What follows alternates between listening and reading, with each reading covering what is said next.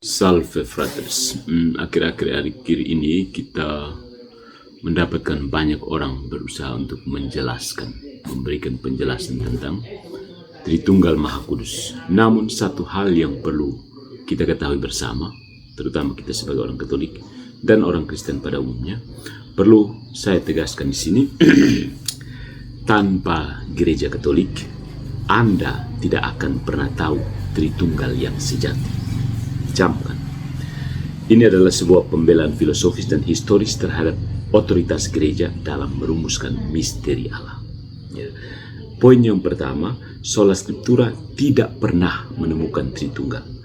Banyak orang hari ini, terutama dari kalangan Protestan fundamentalis, berseru, kami kembali ke Alkitab, seolah itu adalah jaminan bahwa mereka memegang iman yang paling murni. Namun, satu pertanyaan mendasar cukup untuk merobohkan ilusi tersebut. Apakah konsep Allah Tritunggal Anda berasal dari Alkitab atau dari Gereja Katolik? Karena kenyataannya tidak bisa dibantah. Alkitab tidak pernah menjelaskan secara sistematis bahwa Allah adalah satu hakikat dalam tiga pribadi.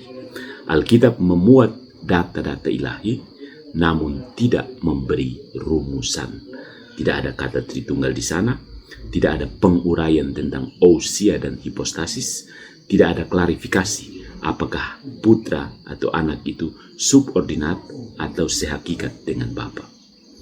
Semua itu dilakukan oleh gereja Katolik dalam konsili-konsili yang Anda tidak percaya, bersama para uskup yang Anda anggap korup, dengan bantuan filsafat Yunani yang mungkin Anda benci. Maka logikanya jelas, jika Anda percaya pada Tritunggal, Anda telah secara tidak sadar percaya pada otoritas magisterium Gereja Katolik. Poin yang kedua, Alkitab butuh penalaran filosofis.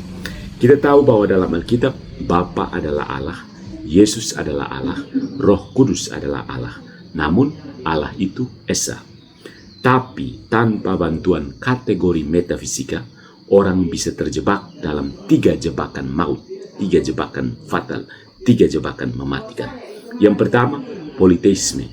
Allah itu tiga atau triteisme. Yang kedua, terjebak dalam modalisme atau oneness. Allah itu satu pribadi yang berperan sebagai Bapa, Anak, dan Roh. Topeng-topeng ilahi.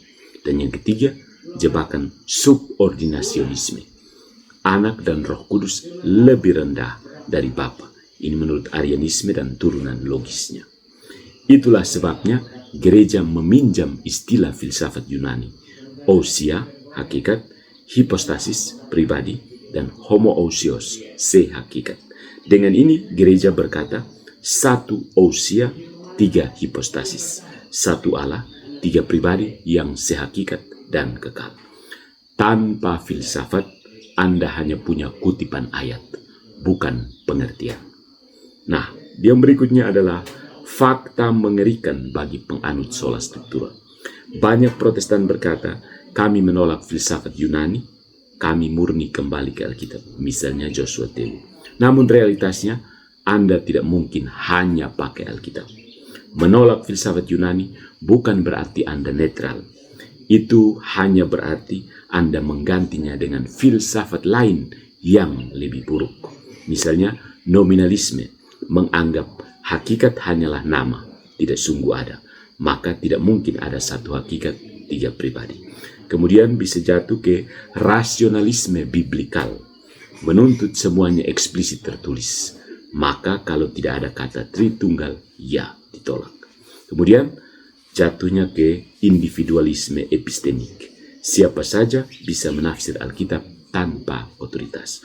Maka setiap orang jadi paus bagi dirinya sendiri. Semua ini adalah filsafat juga. Tapi filsafat yang tidak Anda sadari, tidak Anda uji, dan tidak Anda akui. Maka Anda bukan anti filsafat, Anda hanya anti filsafat yang jujur.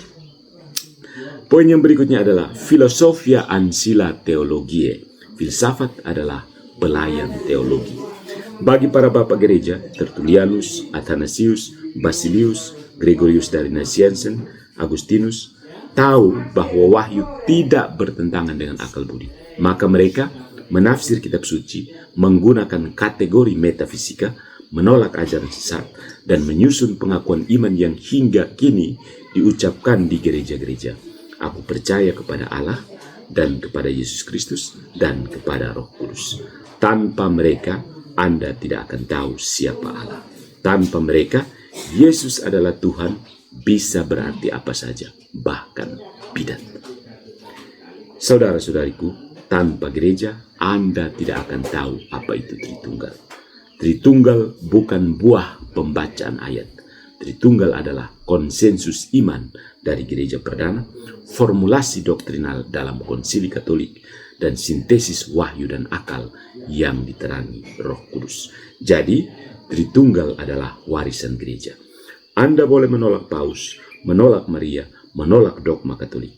Tapi jika Anda masih percaya pada Tritunggal, Anda sedang berdiri di atas fondasi gereja Katolik.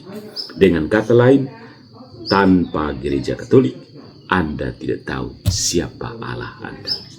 Saudara-saudariku, gereja adalah pilar dan dasar kebenaran. Gereja adalah tiang penopang dan dasar kebenaran menurut 1 Timotius bab 3 ayat 15. Tanpa gereja, wahyu menjadi teks mati. Tanpa otoritas, iman jadi opini pribadi. Tanpa akal, doktrin menjadi absurd. Dan itulah sebabnya Tritunggal yang sejati hanya dimengerti dan diimani karena adanya gereja yang hidup, otoritatif, dan dibimbing oleh Roh Kudus, yakni gereja Katolik. Masih mau anti Katolik?